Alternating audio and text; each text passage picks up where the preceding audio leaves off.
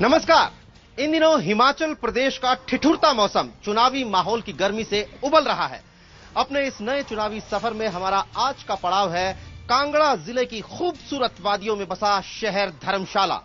दलाई लामा का हिंदुस्तान में घर होने की वजह से यह शहर पूरी दुनिया में जाना जाता है, लेकिन इसके बावजूद बिजली, पानी, सड़क यानी वो बुनियादी सुविधाएं जिनसे कहीं दूर दराज का इलाका भी महफूज रहता है, वो दिक्कतें यहां भी हैं। और जैसा कि होता है, हमारा पॉलिटिकल सिस्टम इसका जिम्मेदार है। तो आज इसी का हिसाब करेंगे। जनता पूछेगी सवाल, नेताओं को देना होगा जवाब, क्योंकि यह है मेरा वोट मेरी सरकार। मैं हूं नीरज गुप्ता और आज जनता के सवालों का जवाब देने के लिए हमारे साथ मेहमान के तौर पर मौजूद हैं बीजेपी के मौजूदा विधायक और बीजेपी के इन चुनावों में भी कैंडिडेट उद्योग मंत्री किशन कपूर साहब। इसके अलावा मेजर विजय सिंह मनकोटिया मुख्य विपक्षी दल कांग्रेस पार्टी का पक्ष हमारे सामने रखेंगे। आमतौर पर हिमाचल प्रदेश में बीजेपी और कांग्रेस इन दो पार्टियों के बीच में ही लड़ाई होती है, लेकिन इस बार एक तीसरा मोर्चा भी हल्की फुल्की दस्तक दे रहा है। उस तीसरे मोर्चे की नुमाइंदगी करेंगे। हमारे साथ हैं अमन सीपीएम के कैंडिडेट हैं और जो सीपीएम इस वक्त हिमाचल लोक मोर्चा के नाम से एक मोर्चा बनाया है जिन्होंने, और हिमाचल जनहित पार्टी के साथ मिलकर चुनाव लड़ रहे हैं। इसके अलावा बीजेपी और कांग्रेस एक खास दिक्कत इन दोनों पार्टियों को जो इन चुनावों में है वो है बागियों की। बीजेपी सत्ताधारी दल है, इसलिए खास तौर पर उन्हें बागियों को संभालना मुश्किल हो रहा है। हमारे साथ आखिर क्यों बीजेपी में इतना विद्रोह है, क्यों बीजेपी में बागी है, इस बात का जवाब हमारे साथ मौजूद कमला पटियाल जी देंगी। बीजेपी की नेता रही हैं, लेकिन टिकट ना मिलने से नाराज होकर इन्होंने अपने ये अलग से खड़ी हुई हैं आजाद उम्मीदवार के तौर पर। तो इसी के साथ हम शुरू करेंगे मेरा वोट मेरी सरकार और जनता के सवालों का जवाब। सबसे पहले जवाब लेंगे हम किशन कपूर साहब से। कपूर साहब, आपको 5 साल पहले यहां के लोगों ने चुना था, आपको उद्योग मंत्री बनाया गया। सारा वक्त शिमला में ही बीत गया मंत्री के तौर पर, या जिन लोगों ने वोट दिया था उनके लिए भी कुछ हुआ? देखिए, इन 5 वर्षों में जी हमने विकास के कई आयाम खड़े किए। क्या किया आपने? देखिए, यहाँ सेक्रेटरीट बनाया हमने धर्मशाला में। धर्मशाला को खेल नगरी के रूप में विकसित किया जी। धर्मशाला में यूनिवर्सिटी रीजनल सेंटर में और कोर्सेज शुरू किए, जैसे एमबीए की क्लासेज यहां शुरू की गई हैं। उपलब्धियों की लंबी लिस्ट है आपके पास। मैं लोगों से पूछूंगा, क्या सही कह रहे हैं किशन कपूर साहब? क्या आपको लगता है? देखिए कपूर साहब, पहले इम्तिहान में, माफ कीजिएगा, वोटर जो है वो सबसे बड़ा जज है, और इस पहले इम्तिहान में लोगों ने आपका साथ नहीं दिया है। मैं बात करूंगा विजय सिंह मनकोटिया के साथ। मेजर साहब, आपको लोग वोट क्यों दे?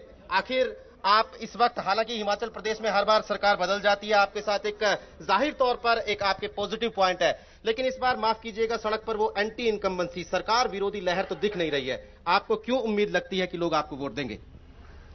पहले तो जो आपने कहा कि सड़क की बात की, पहले सड़कें देख लीजिएगा जी। धूमल तो कहते हैं उन्हें सड़कों वाला मुख्यमंत्री कहा जाता है। नहीं, गलत बात है, क्योंकि धूमल साहब सिर्फ हेलीकॉप्टर में सफर करते हैं। ठीक है, सिर्फ हेलीकॉप्टर से। मैंने पहले भी मीडिया के साथ शायद 6 महीने पहले बात की थी। उस वक्त भी मैंने कहा था कि मुख्यमंत्री के जो हेलीकॉप्टर का इस्तेमाल करते हैं, कम से कम 1 महीने का बैन लगना चाहिए, ताकि उनको पता लगे कि किस हालत से लोग जो आते हैं, खासकर ये तो पर्यटक नगरी है, महामहिम दलाई लामा रहते हैं यहाँ। और एक और बात मैं कहना चाहूंगा कि ऊना से चलिएगा आप, यहां तक आइएगा। ऊना में एमपी कौन है? माननीय मुख्यमंत्री के साहबजादा। हवा में सफर करते हैं, हवाई बातें करते हैं, आप यही कह रहे हैं ना? कपूर साहब, आपको जवाब देना चाहेंगे? आपके मुख्यमंत्री के ऊपर सीधा इल्जाम लगा रहे हैं। बिल्कुल, मनकोटिया साहब धरातल की सच्चाई को जानते नहीं, क्योंकि हर चुनाव में अपना रंग बदल के आते हैं। इन्होंने अपने राजनीतिक कैरियर में कई दल बदले हैं और इनकी भाषा सभी हिमाचल प्रदेश का जन जन जानता है। लेकिन कपूर साहब, हिमाचल प्रदेश में भारतीय जनता पार्टी की सरकार ने, प्रोफेसर प्रेम कुमार धूमल की सरकार ने कई जन कल्याण की योजनाएं बनाई हैं। कई जन कल्याण की योजनाएं बनाई हैं। आपका मतलब है कि आपके ऊपर जो आरोप लगा रहे हैं वो गलत आरोप है। ठीक है, हम इसकी पड़ताल करेंगे, आगे भी हम इसकी पड़ताल करेंगे। हम बात करते हैं अमन से। अमन गुलेरिया, अमन, कांग्रेस और बीजेपी, हिमाचल प्रदेश की राजनीति में यही दो पार्टियां होती हैं। अभी हमने देखा कि किस तरीके से आरोप प्रत्यारोप आ रहा है। आप तीसरा मोर्चा बनाकर आपको क्या लगता है कि कैसे आप लोगों को ये कहेंगे कि कांग्रेस और बीजेपी के अलावा भी इस स्टेट में कोई पॉलिटिक्स हो सकती है? देखिए, सबसे पहले तो जो बीजेपी और कांग्रेस का जो ये 2020 की फिक्सिंग है जी, इसको तोड़ने के लिए जो ये हमारा मोर्चा बना है, ये इस बार हिमाचल में सरकार बना करके दिखाएगा। और जो बुनियादी मुद्दे, सड़क, विकास, इनसे बड़े मुद्दे, महंगाई, बेरोजगारी, भ्रष्टाचार, आपके मैनिफेस्टो में बेरोजगारी भत्ते देने की बात की गई है। बिल्कुल। जो ये बुनियादी मुद्दे हैं जी, इनको भाजपा और कांग्रेस आर्थिक आधार पर कहीं भी सुलझाने में देश और प्रदेश में सफल नहीं हो पाए हैं। बिल्कुल पूरी तरह से विफल हैं। आप उन मुद्दों के जवाब, आपके पास उन मुद्दों के समाधान है। मैं आगे पूछूंगा आपसे। हम कमला पटियाल जी से बात करते हैं। आप क्यों बीजेपी से नाराज हो गई? आपको बीजेपी के नेता के तौर पर जाना जाता था, क्या ऐसे है? जब टिकट देने की बारी आती है तो अपने कार्यकर्ताओं से भेदभाव हो जाता है क्या बीजेपी में? जब मुझे मेंबर बनाया नहीं तो निकाला कब मुझे? पहली बात ये, अगर मुझे मेंबर बनाया था तो मैं ये इनसे पूछना चाहती हूँ कि इनके पास कोई मेंबरशिप मेरी थी या मैं बागी हुई या नहीं हुई, ये मुझे बताएं खुद। मैं बागी खुद नहीं हुई। जब मुझे मेंबर नहीं बनाया तो निष्कासित भी कैसे किया? और मैं ये पूछना चाहूंगी, आप उम्मीद करती थी बीजेपी से टिकट मिलने की कोई उम्मीद करती थी आप? बिल्कुल तो बिल्कुल आप उम्मीद करती थी। तो देखिए, आम चुनावी भाषा में हम यही कहेंगे कि फिलहाल आप बीजेपी की बागी हैं और बीजेपी को आपसे खतरा है, कहीं आप उनके टिकट तो नहीं काटेंगी। तो चारों नेताओं की बातचीत हमने सुनी। मैं आपके पास आऊंगा कमला जी। आपने नेताओं की बातचीत सुनी, लेकिन क्या लोगों को इनके दावों पर, इनके आरोप प्रत्यारोपों पर कोई लोगों का क्या कहना है ये पूछेंगे। कुछ और हमारे साथ लोग मौजूद हैं। हमारे साथ है अतुल भारद्वाज। अतुल भारद्वाज इन दिनों सबसे ज्यादा चर्चा में जो एक बेनामी पार्टी है, यानी अरविंद केजरीवाल की पार्टी, उसके मेंबर हैं। आजाद उम्मीदवार के तौर पर चुनाव लड़ रहे हैं। आईएसी यानी इंडिया अगेंस्ट करप्शन से जुड़े रहे हैं। अतुल, देखिए, अरविंद केजरीवाल दिल्ली में बैठकर महंगाई की बात करते हैं, बिजली बिल की बात करते हैं, लोकपाल बिल से बिजली के बिल तक आ चुके हैं। वो बहुत सारे मुद्दों पर बात करते हैं, लेकिन जब विधानसभा चुनाव होता है तो वो लोकल मुद्दों पर होता है। आप यहां के लोगों को, आपको क्या लगता है कि आपके जरिए उनकी कौन सी उम्मीदें पूरी हो सकती हैं? मुझे लगता है कि सबसे पहले जो अभी आपने सबसे पहले प्रश्न किया था रीजनल सेंटर का, तो रीजनल सेंटर यहाँ पे जो मुख्य समस्याएं हैं, विकास के नाम पे एजुकेशन हब जो बनना चाहिए, सेंट्रल यूनिवर्सिटी यहाँ होनी चाहिए थी, रीजनल सेंटर का डेवलपमेंट होना चाहिए था। 1992 से लेके आज दिन तक रीजनल सेंटर नहीं बना। पर्यटन की हम लोग बात करते हैं, आज दिन तक पर्यटन के नाम पे बुनियादी सुविधाएं लोगों को मुयस्सर नहीं है। यहाँ पे अभी तक पीने के पानी की हम बात करें तो 20 मिनट पीने का पानी यहाँ के नागरिकों को मिलता है, जबकि चेरापूंजी के बाद यहाँ बरसात होती है, ग्लेशियर यहाँ अवेलेबल है।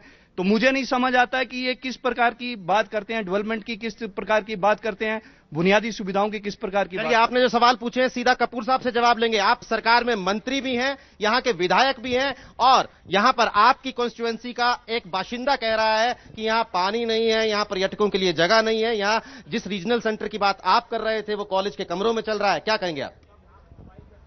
ऐसा है, ये आरोप के लिए आरोप है जी। धर्मशाला में पर्यटकों की संख्या बड़ी है, देश के कोने कोने से उनकी संख्या का बढ़ना और उनकी सुविधाओं की संख्या का बढ़ना दो अलग अलग बातें हैं। मेरी बात सुनिए, मेरी बात सुनिए, मेरी बात सुनिए।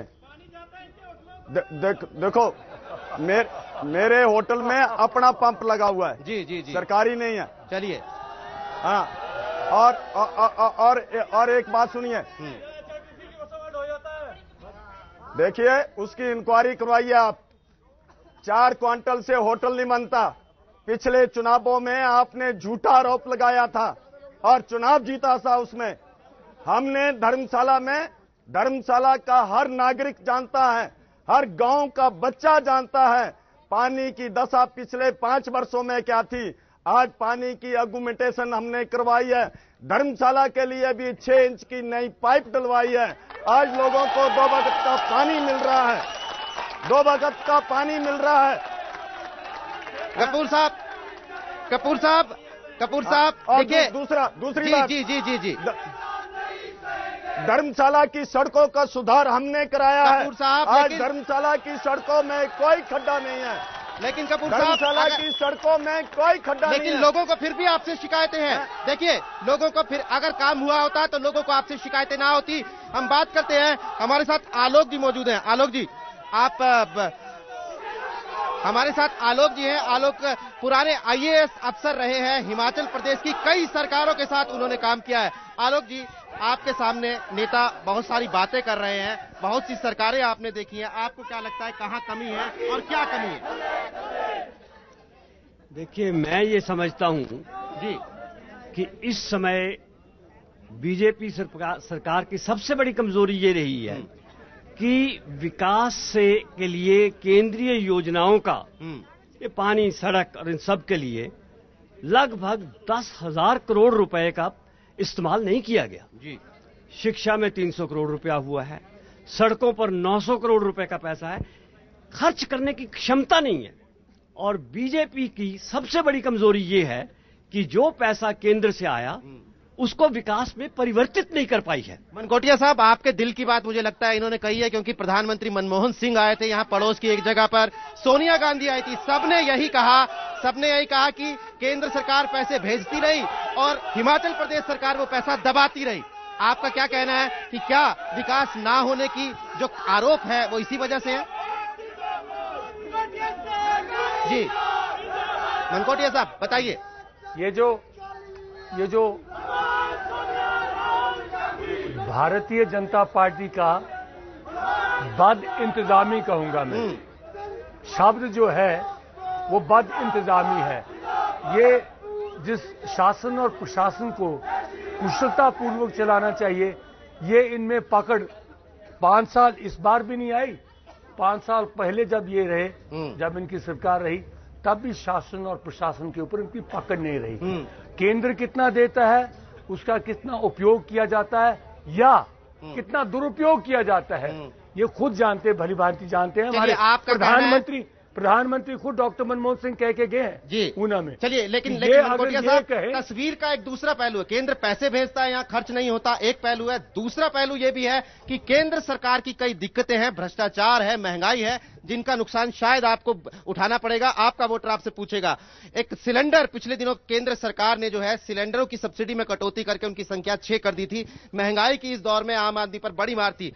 कमला जी का इत्तेफाक से जो चुनावी सिंबल है वो सिलेंडर है। आपको लगता है कि महंगाई, ये रसोई गैस के बल पे आप वोटरों को खींचेंगी? नहीं, वोटर बड़े खुश हैं कि आपको जो चुनाव चिन्ह है सिलेंडर मिला। ज्यादातर जो औरतें हैं वो घर में अपना काम करती हैं, गृहिणी हैं, तो इसके लिए उनके लिए तो सबसे ज्यादा समस्या है। तो वो सिलेंडर जो चुनाव चिन्ह मुझे मिला है उसके ऊपर जो है वो काफी लोग जो हैं वो उत्साहित है कि बहुत अच्छा चुनाव चिन्ह मिला है। अमन, आप क्या कहेंगे इस महंगाई और भ्रष्टाचार के? महंगाई और ये भ्रष्टाचार का जो मुद्दा है, आपको लगता है हिमाचल प्रदेश के चुनावों को प्रभावित करेगा? भ्रष्टाचार, महंगाई, बेरोजगारी हिमाचल का ही नहीं पूरे देश का मुद्दा है और ये इतना अहम मुद्दा है।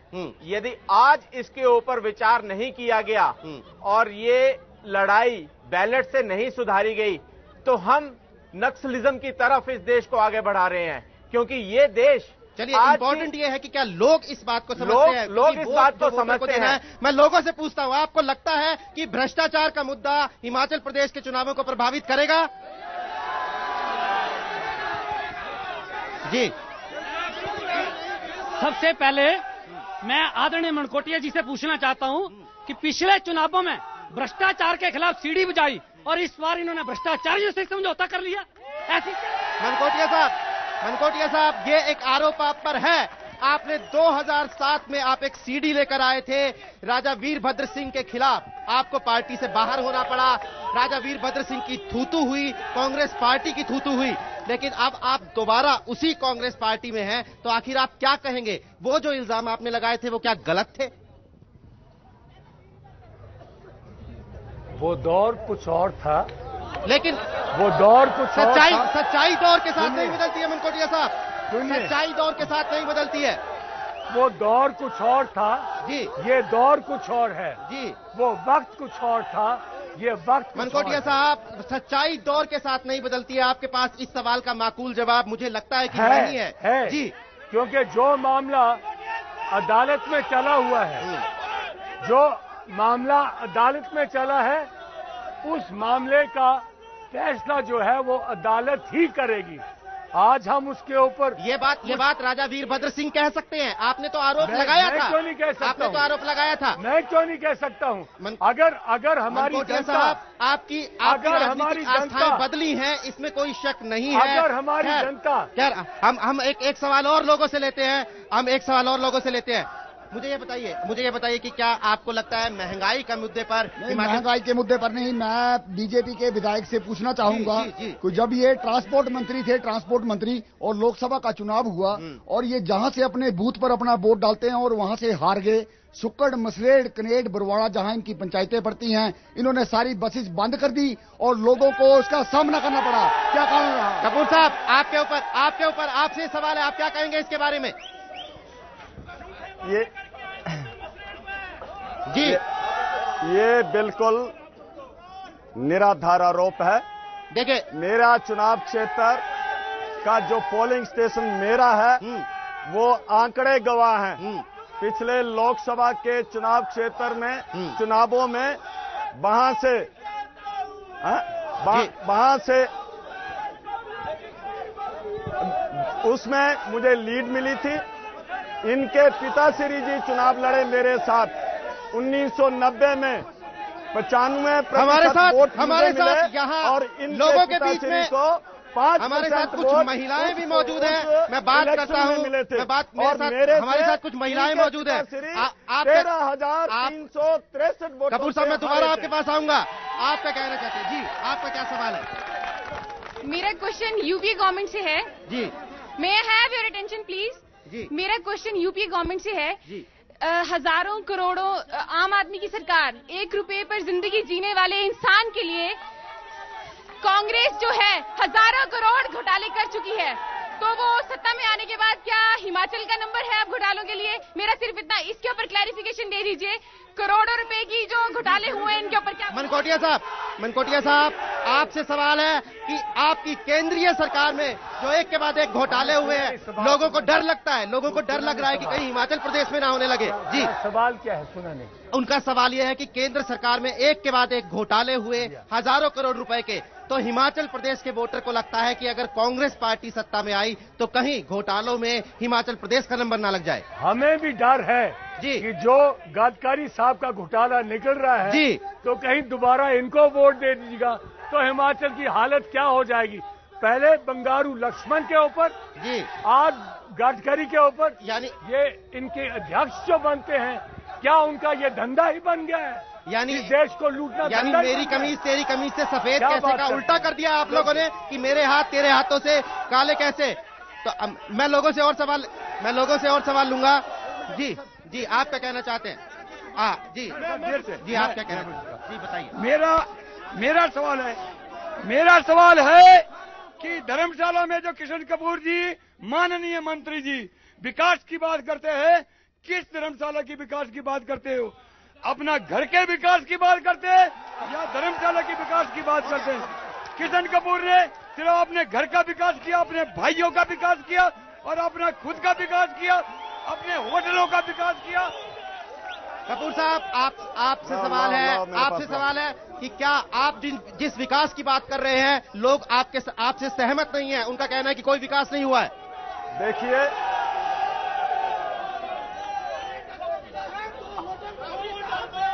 अंधे को अंधेरा नजर आता है। आपका वोटर है ये, आपकी कॉन्स्टिट्यूएंसी का वोटर है। विकास के नाम पर चुनाव लड़ रहे हैं और चुनाव हम जीतेंगे। वो क्या बात करे जो अपनी पत्नी, अपने भाई की पत्नी को लेकर चला गया था।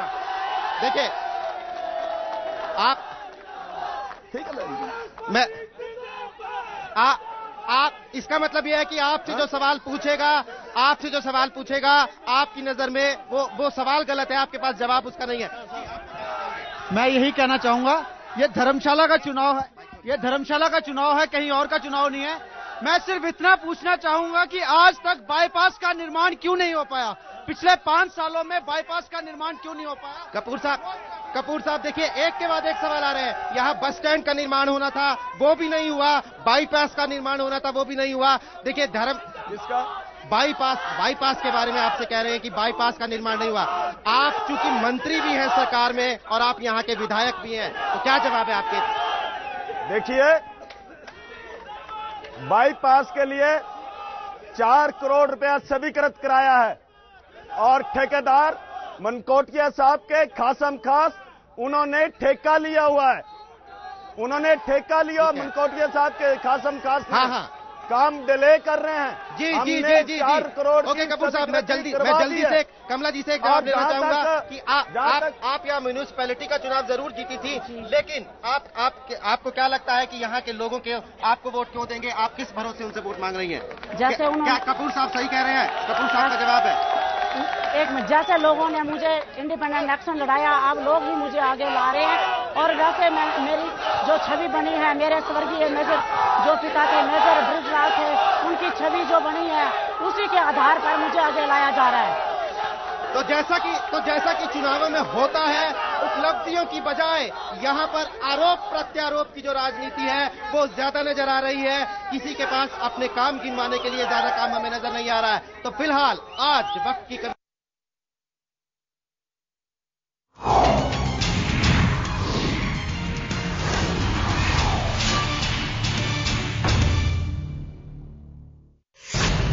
चुनाव से पहले क्या है वोटरों का रुझान?